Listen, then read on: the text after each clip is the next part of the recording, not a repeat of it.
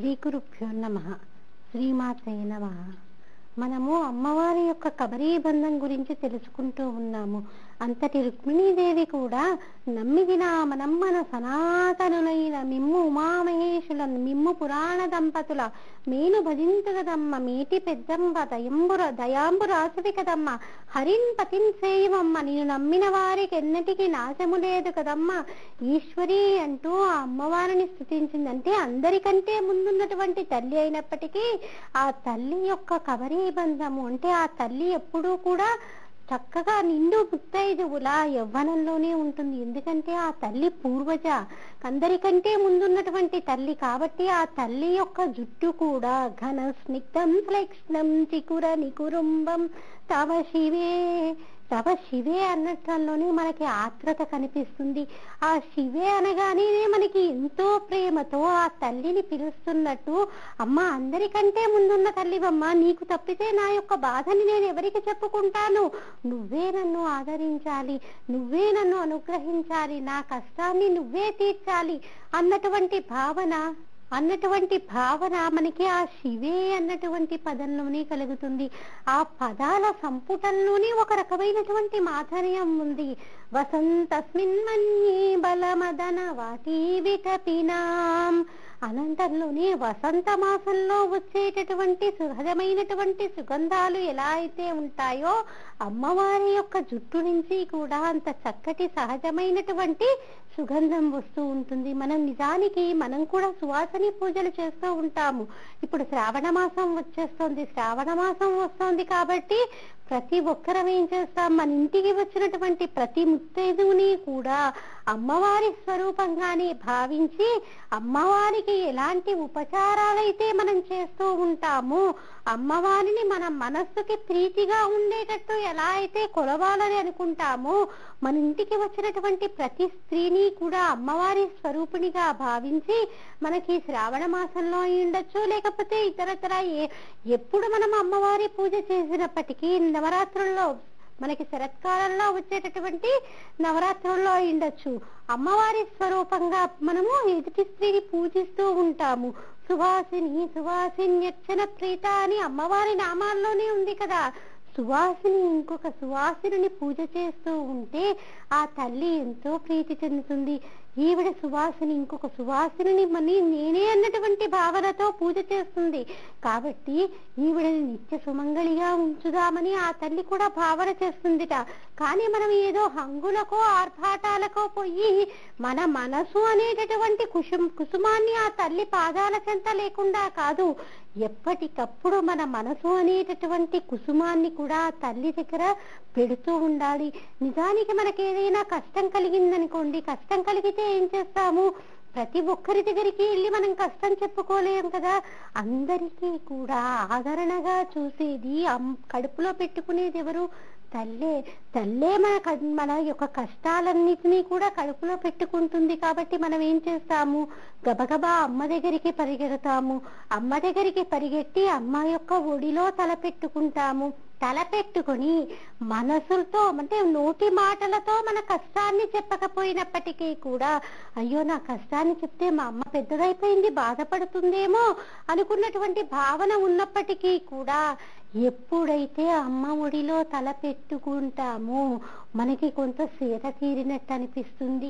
పోనీ ఒళ్ళో పడుకోవడానికి కూడా అమ్మ యొక్క శరీరం సహకరించటం లేదు. మనమే అమ్మ పక్కన పడుకొని అమ్మ మీద చెయ్యి వేసుకుంటే మనం ఎంతో స్వాంతన పొందుతాము, ఎంతో హాయిని పొందుతాము. మన కష్టాలన్నీ కూడా తీరిపోయినట్టుగా భావన చేస్తాము. ఆ తల్లి యొక్క స్పర్శలోనే ఆ యొక్క భావన ఉంది. తల్లి అనేసరికి ఏంటి, భద్రత. తల్లి అంటేనే ప్రేమ, తల్లి అంటేనే భద్రత, ప్రేమ కలిసినటువంటి అనూహ్యమైనటువంటి భావన. నాకెందుకు, నేను ఈ కష్టాల నుంచి బయటికి వస్తాను అని ఎప్పుడైతే మన తల్లిని పట్టుకుంటామో అప్పుడు మనకి తప్పకుండా కనిపిస్తుంది. మరి లౌకికంగా మన అమ్మ మీదే మనకంత ప్రేమ ఉండి అంత భద్రతా భావాన్ని తల్లి కల్పిస్తూ ఉంటే మరి జగజ్జనని అమ్మలగన్న అమ్మ ముగ్గురమ్మలకి మూల కుటుంబ అయినటువంటి ఆ తల్లికి ఇంకా ఎంత శక్తి ఉండాలి. మనకి కష్టాలు వస్తే వాళ్ళకి వీళ్ళకి కాదు చెప్పుకోవటం, గబగబా పరిగెత్తుకుంటూ వెళ్ళి మన సింహ సింహాసనంలో ఉన్నటువంటి ఆ తల్లికి చెప్పుకోవాలి. గబగబా ఎలా వెళ్ళాలి? మన అమ్మ దగ్గరికి మనం ఎలా పరిగెత్తుకుంటూ వెళ్తాము, అలాగే మనం అమ్మవారి దగ్గరికి కూడా పరిగెత్తుకుంటూ వెళ్ళాలి. పరిగెత్తుకుంటూ వెళ్ళి సింహాసనంలో కూర్చున్నటువంటి ఆ తల్లి పాదాలని ఒక్కసారి చూసి వెంటనే ఆవిడ ఒళ్ళో తలపెట్టుకొని, అమ్మ నీ కష్టాన్ని నాకు కాక నీకు కాక ఎవరికి చెప్పుకుంటానమ్మా, నా కష్టాన్ని నువ్వే తీర్చగలవు, నా కష్టం ఇది అని మనం మనసుతోటే తల్లి ఒడిలో పడుకుంటే ఎంత హాయిని పొందుతూ ఉంటామో ఆ భావన నీకు మనసులో రావాలి. అప్పుడు తప్పకుండా ఈ రోజు కాకపోతే రేపు ఆ తల్లి మన యొక్క బాధని విని తప్పకుండా మనల్ని అనుగ్రహించి తీరుతుంది. ఆ భావన కలగాలి అంటే నీకు అజ్ఞానం తొలగిపోవాలి. ఆ అజ్ఞానం ఎప్పుడు తొలగిపోతుంది?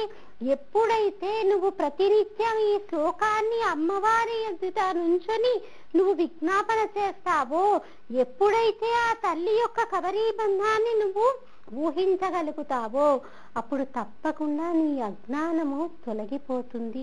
నిజానికి తల్లి కోరుకునేదేంటి? ఎప్పుడూ కూడా ఎంత వయసు వచ్చినప్పటికీ కూడా తల్లి ఏం కోరుకుంటుంది? బిడ్డల క్షేమాన్నే కోరుకుంటుంది, బిడ్డల యొక్క అభ్యున్నతిని కోరుకుంటుంది, బిడ్డల యొక్క ఆరోగ్యాన్ని కోరుకుంటుంది. మరి లౌకికంగా ఒక తల్లి అలా కోరుకుంటే ఆ అమ్మల కన్నా అమ్మ ఇంకెలా కోరుకుంటుంది?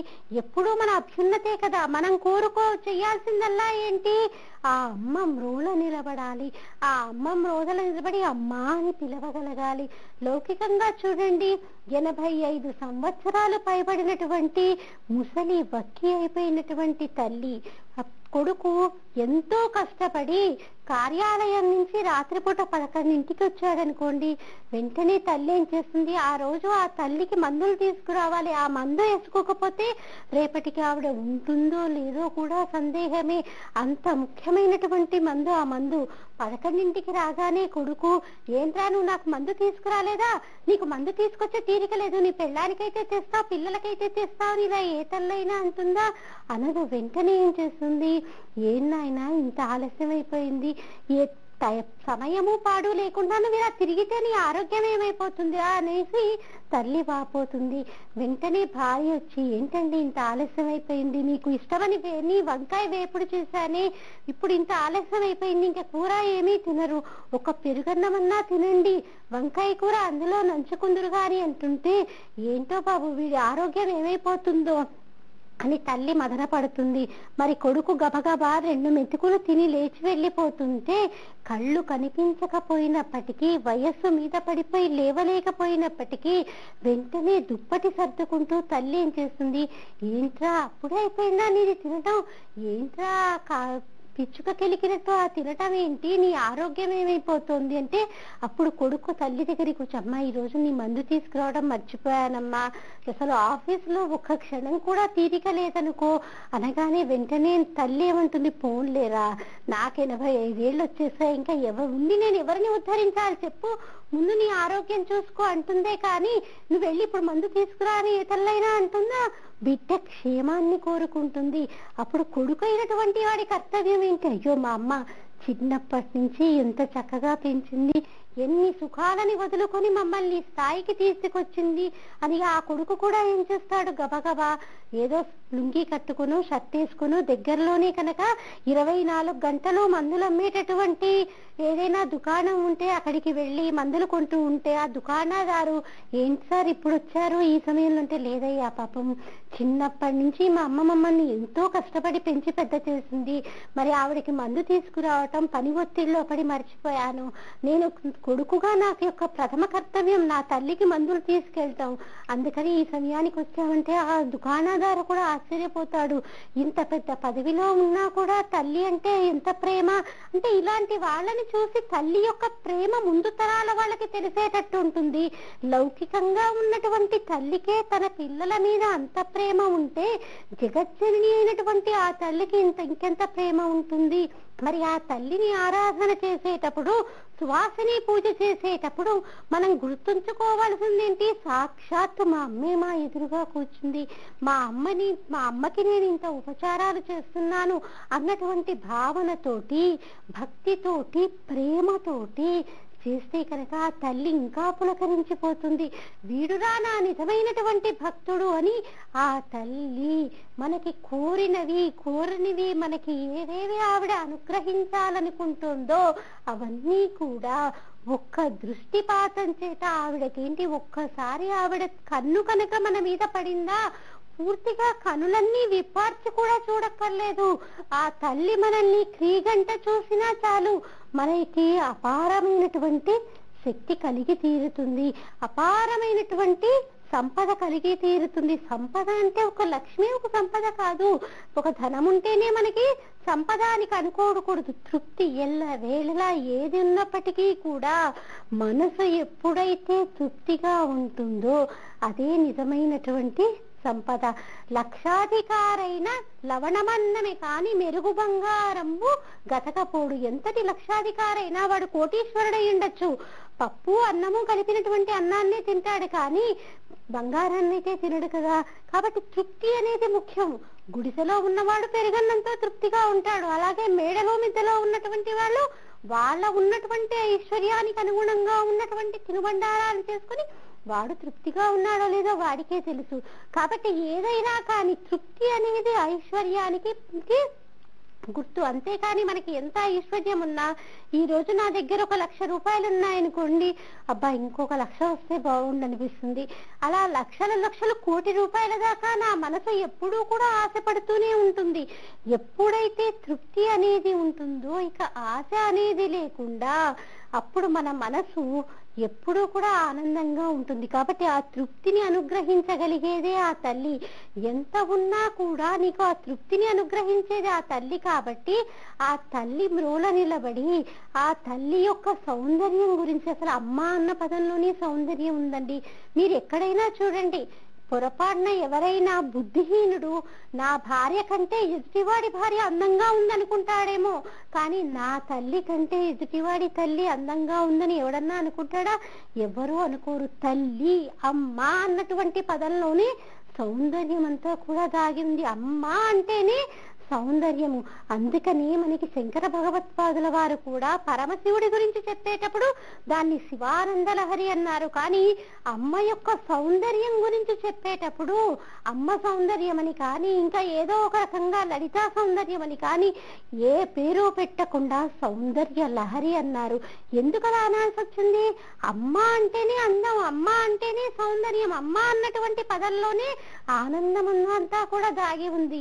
నిజానికి చూడండి, మనకేదో చాలా దెబ్బ తగిలింది, వయస్సు ఎంతైనా ఉండొచ్చు, చంటి పిల్లవాడై ఉండొచ్చు, 95 ఏళ్లు దాటిపోయినటువంటి వృద్ధుడై ఉండొచ్చు. మనం వెళుతూ ఉండగా నడుచుకుంటూ వెళ్తూ ఉంటే ఎదురు దెబ్బ తగిలింది, వెంటనే ప్రతి ఒక్కరూ అనేటటువంటి పదం ఏంటి? అమ్మ అంటాం. అమ్మ అనగానే ఏంటి? దెబ్బ తగిలిన బాధ కంటే కూడా ఒక్కసారి అమ్మ అనుకోవడం వల్ల కొంత మన మనసు స్వాంతన పొందుతుంది. నిజానికి చాలా ఆనందం కలిగినా కూడా అమ్మ అంటాము. నిజానికి ఆశ్చర్యకరమైంది ఏదన్నా చూసినా అమ్మా అనేసి అంటాం. ఎందుకు? అమ్మా అన్నటువంటి పదంలోని ఆ ఆనందం అంతా కూడా దాగి ఉంది. కాబట్టి శంకర భగవత్పాదుల వారు ఆ తల్లి యొక్క సౌందర్యం గురించి వర్ణించేటప్పుడు ఇక ఆ పేరు ఈ పేరు ఏ మూర్తి పేరు పెట్టకుండా ఇదంతా కూడా అమ్మ యొక్క సౌందర్యం కాబట్టి సౌందర్య లహరి అని పేరు పెట్టారు. ఆ సౌందర్య లహరిలో ఆ తల్లి యొక్క గుణాలని, ఆ యొక్క అమ్మవారి యొక్క అవయవాలని వర్ణించుకుంటూ పోతే కనుక మనకి అసలు ఒక్కొక్క రకమైనటువంటి గగుర్పాటు కలిగి తీరుతుంది. ఒక్కొక్క శ్లోకంలో ఒక్కొక్క రకమైనటువంటి దివ్యానుభూతిని ప్రతి ఒక్కరం కూడా పొంది తీరుతాము. ఈ నగరంలో పెద్ద పెద్ద గుండాలు భయపడతారు మీ నాన్నని చూసి. అయితే ఈ చిన్న చిన్న దోమలు ఎందుకన్నా భయపడు బాబు? దోమలన్నిటికన్నా ఎక్కువ భయపడేది గుడ్ నైట్ నీమ్ తో. గుడ్ నైట్ లోని అన్నిటికన్నా పవర్ఫుల్ నీమ్ లో స్మోక్ ఆయిల్. నీమ్ లోపలుంటే దోమలు బయట. నిజానికి మనకెవరికీ కూడా ఇప్పటి వరకు ఆ తల్లి గురించి కానీ, ఆ తల్లి యొక్క రూప లావణ్యాలను గురించి కానీ, ఆ తల్లి యొక్క నామం గురించి కానీ ఏమీ తెలియదు. అయినప్పటికీ ఎప్పుడైతే మనం ధునోదుత్తాంతం నస్తుడిత దళితేంది వనవనం ఘన స్నిగ్ధం శ్లేక్ష్ణం చికుర నికురుమ్మం తవ శివే యదీయం సౌరభ్యం సహజముపలబ్ధం సుమనసో వసంతస్మిన్ మన్యే బలమదన వాటి విటపినాం. అమ్మ యొక్క కబరీబంధం గురించి గురించి తెలుసుకుంటూ ఉంటే మన అజ్ఞానం తొలగిపోతుంది అన్నటువంటి మాటని చిన్న పిల్లలు విన్నప్పటికీ కూడా ఓహో కబరీ బంధం అంటే జుట్టు అన్నమాట అని వాళ్ళకి కూడా ఏం జరుగుతుంది, ఒక్కసారి అమ్మవారి యొక్క మూర్తిని, ఆ తల్లి యొక్క జుట్టుని, ఆ తల్లి తన యొక్క జుట్టులో ముడివేసుకున్నటువంటి పూలు గుర్తుకు వస్తాయి.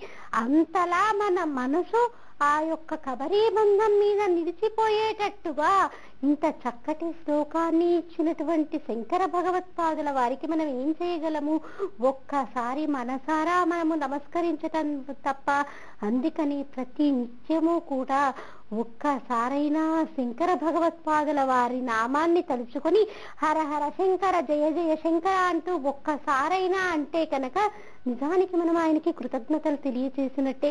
ఎవరండి ఇచ్చేది? ఎప్పుడు కూడా మనం ఏం కోరుకుంటాము, నేను సుఖంగా ఉండాలి, నా కుటుంబం సుఖంగా ఉండాలి అనే కోరుకుంటాం, కానీ పక్కవారి గురించి ఆలోచిస్తామా?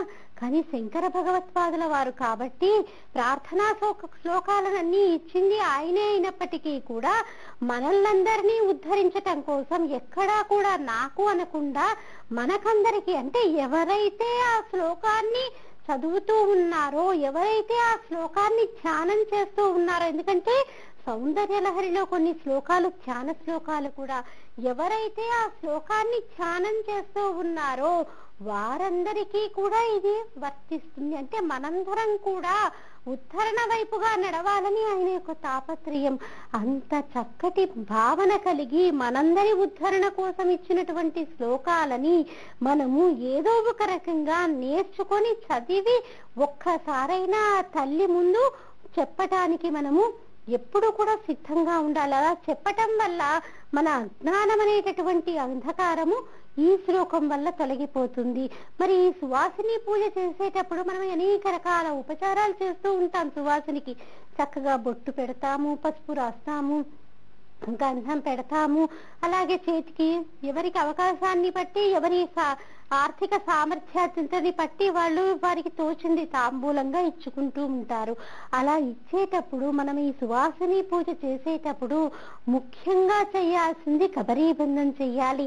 అమ్మవారు ప్రీతి పొందేది ఆ కబరీ బంధానికి. అంటే జుట్టునంతా కూడా ఒకసారి దువ్వెనతో దువ్వి, ఆవిడ జుట్టు కనుక జడవేయటానికి వీలుగా ఉంటే అలా జడవేసి కురులలో పూలని తురమాలి. ఒకవేళ కురులు కనుక జడవేయటానికి వీలుగా లేకపోతే ఒక రబ్బర్ బ్యాండ్ అన్నా పెట్టాలి. ఎందుకంటే మనం ఏ దేవతామూర్తి దగ్గరికి వెళ్ళినప్పటికీ కూడా మనము సాక్షాత్తుగా అమ్మవారి విగ్రహానికి ఒక కబరీ బంధాన్ని చూడలేము. ఎందుకంటే కబరీ బంధం అంటే వెనుక వైపుగా ఉంటుంది. చెంపక సౌగ పున్నగా సౌగంధి కలసక్కచ.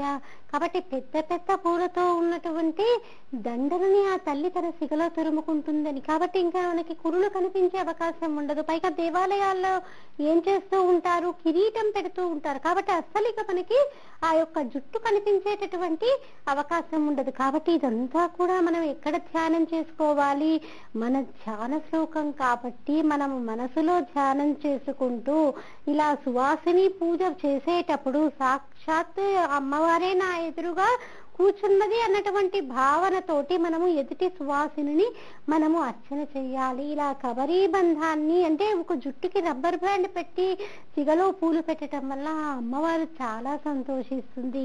సువాసిని అర్చన ప్రీత అన్నటువంటి నామం ప్రకారము ఈవిడ సువాసిని అయ్యింది, ఇంకొక సువాసిని అర్చన చేస్తుంది. కాబట్టి ఆ తల్లి ఎంతో పరవశించి ఎవరైతే అర్చన చేస్తున్నారో వారికి నిత్యము సుమంగళిగా ఉండేటట్టు, ఎన్ని జన్మలెత్తినా చక్కటి భర్త దొరికేటట్టుగా ఆ తల్లి అనుగ్రహించి తీరుతుంది.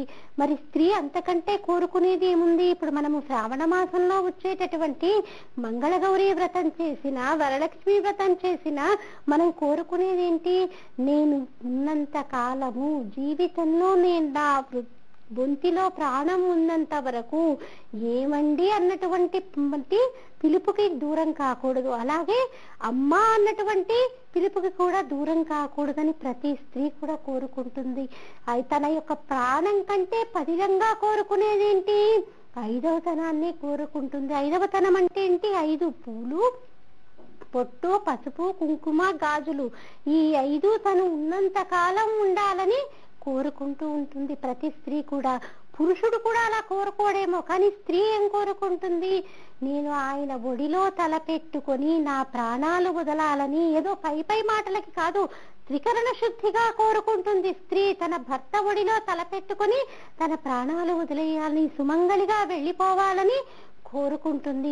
మళ్ళీ ఇంకోటి కూడా కోరుకుంటుంది, అయ్యో ఈయన పిచ్చాయన, ఈయనకేం తెలీదు, నేను వెళ్ళిపోయిన తర్వాత ఎలా ఉంటారో ఏంటో, ఎవరితో ఎలా ఉంటారో, కోడళ్లతో ఎలా ఉంటారో, కొడుకులతో ఎలా ఉంటారో అని ఏం చేస్తుంది, నేను వెళ్ళిపోయిన కొన్ని రోజులకే ఈయన కూడా వెళ్ళిపోవాలని కోరుకుంటుంది, ఈయన ఉండలేరు అని.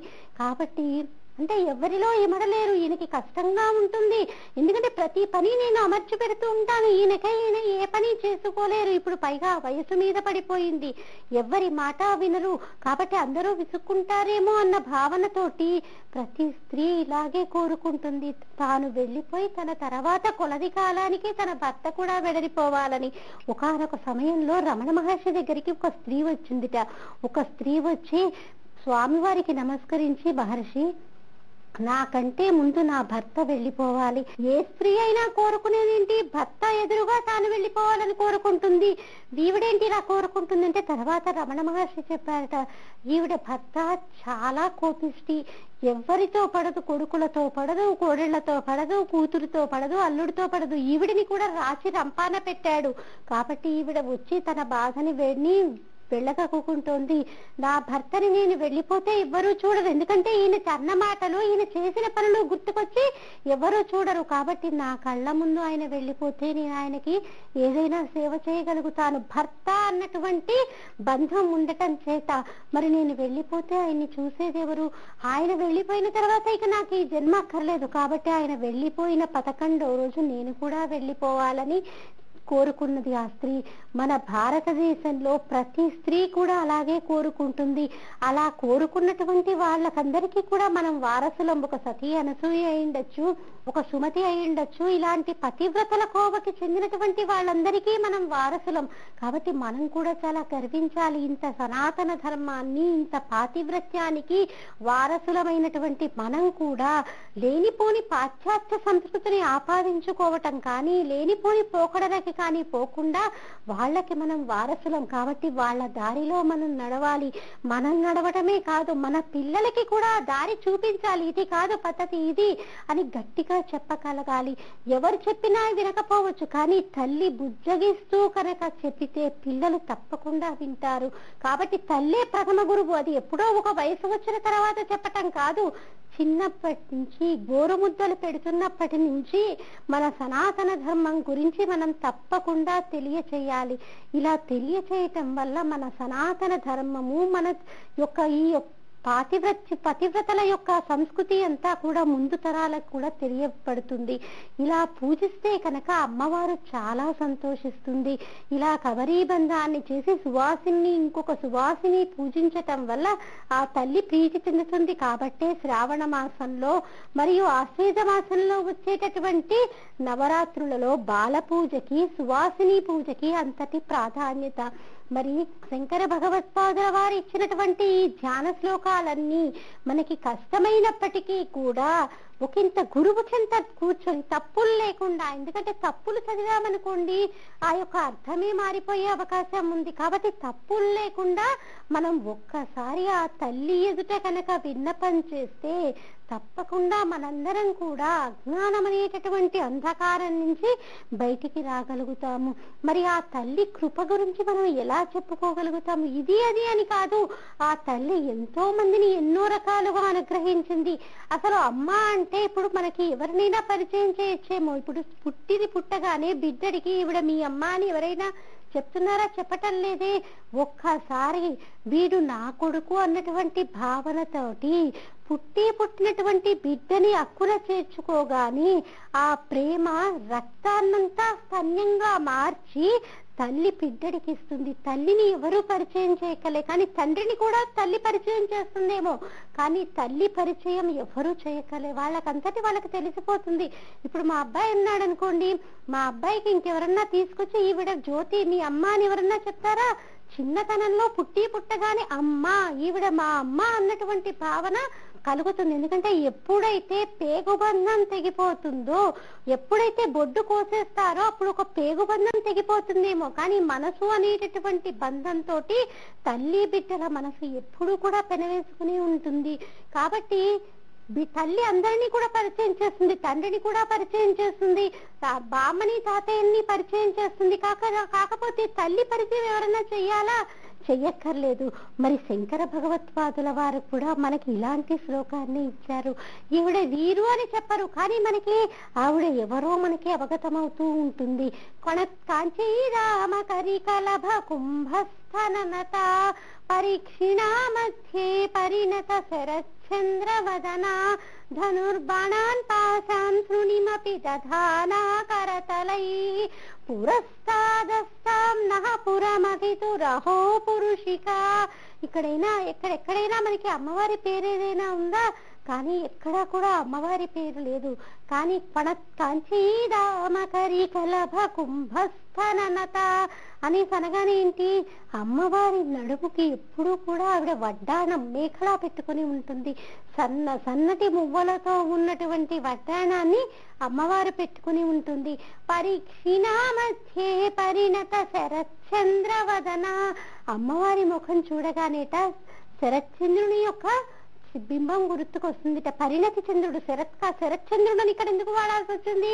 పరిణతి చంద్రుడు. ఎందుకంటే శరత్కాలంలో వచ్చేటటువంటి చంద్రుణ్ణి మనము శరత్చంద్రుడు అంటాము. శ్రావణ మాసంలో వచ్చేటటువంటి పౌర్ణమి మరియు శరత్కాలంలో అంటే ఆశ్వేజ పౌర్ణమి కూడా చాలా పరిణతి చంద్రుడు. ఆశ్వేజ మాసంలో వచ్చేటటువంటి పౌర్ణమిని పరిణతి చంద్రుడు అనొచ్చు. ఎందుకంటే ఆ కాలంలో వచ్చేటటువంటి పౌర్ణమి నాడు వచ్చేటటువంటి చంద్రబింబము పరిపూర్ణంగా ఉంటుంది. అందుకని ఆశ్వేజ మాసంలో వచ్చేటటువంటి చంద్రుడిని పరిణతి చంద్రుడు అంటారు.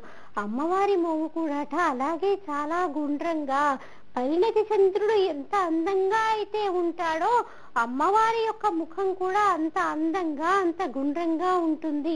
పరీక్షిణా మధ్యే పరిణత శరచంద్రవదన. అమ్మవారి యొక్క నడుముట చాలా సన్నగా వస్తుంటుందిట. అమ్మవారి యొక్క నడుము చాలా సన్నగా ఉంటుందని చెప్పడానికి కారణం ఏంటి? ఇలా సన్నగా నడుము ఉండటం అన్నది సాముద్రిక శాస్త్రంలో గొప్ప లక్షణం. మరి ఆవిడ జగజ్జనని, సాముద్రిక లక్షణాలన్నీ కూడా ఆవిడ నుంచి వచ్చినవే కదా. కాబట్టి ఆవిడ నడుము కూడా చాలా సన్నగా ఉంటుంది. ఇలా సన్నగా నడుము ఉండటం వల్ల ఏంటి? బహు సంతానవతి అవుతుంది ఆవిడ. బహు సంతానవతి కావడమే కాదు, మరియు ఒకళ్ళ చేత సేవ చేసుకుంటూ ఒకరికి తాను సేవ చేయకుండా ఉండేటటువంటి భాగ్యాన్ని పొంది ఉంటుంది. అందుకని పరీక్షిణా మధ్యే పరిణత శరచంద్రవదన. ఇంకా దీనికి సంబంధించినటువంటి విషయాలు మళ్ళీ కార్యక్రమంలో తెలుసుకుందామమ్మా. శుభం.